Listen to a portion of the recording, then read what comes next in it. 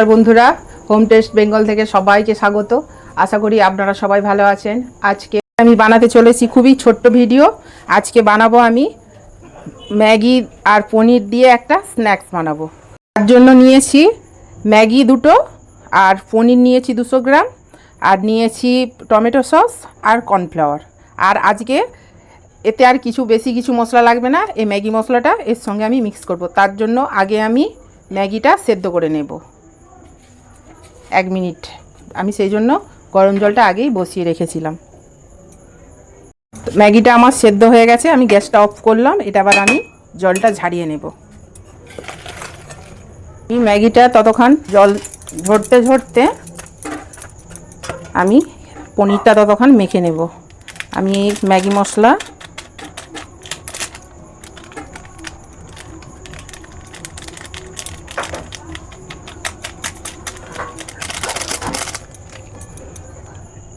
আর 1 চামচ কর্নফ্লাওয়ার আর দেব সস দিয়ে হাতে করে আলতু করে এগুলো মেখে নেব।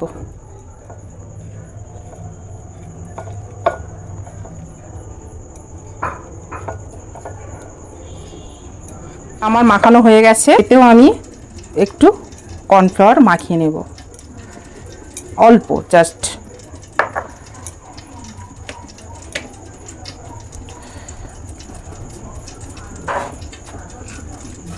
আমার এইগুলোই কর্নফ্লাওয়ার মাখানো হয়ে গেছে দেখুন। এবার আমি এটাকে স্ন্যাক্সের মতো তৈরি করে নেব।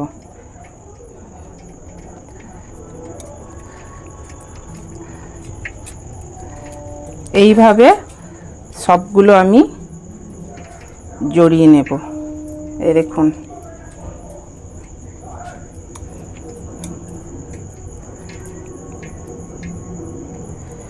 এইভাবে সবগুলো আমি রেডি করে আবার ফেরত আসছি।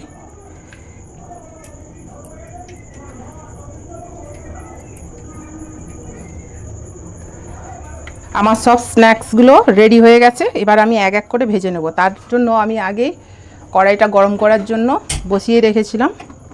তেলটা আমার গরম হয়ে গেছে, এবার আমি ভাজবো।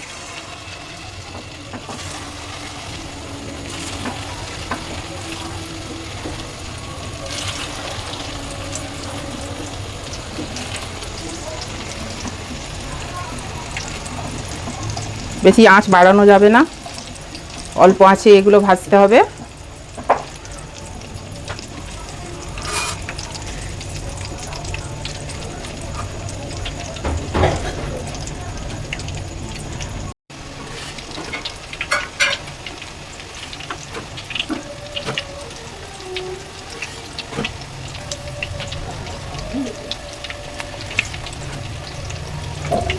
দেখুন আমার এগুলো ভাজা হয়ে গেছে। এবার আমি উঠিয়ে নেব।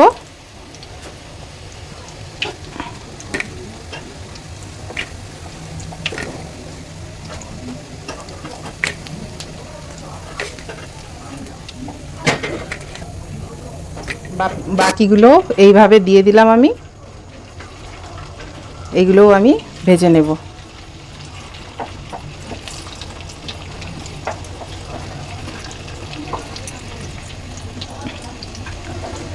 ভাজার পরে ফিরে আসছি। আমার স্ন্যাক্সগুলো সব ভাজা হয়ে গেছে।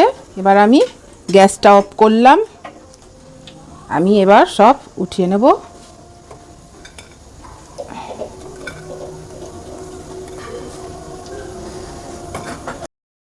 তো পনির দিয়ে ম্যাগি স্ন্যাক্স তৈরি হয়ে গেছে।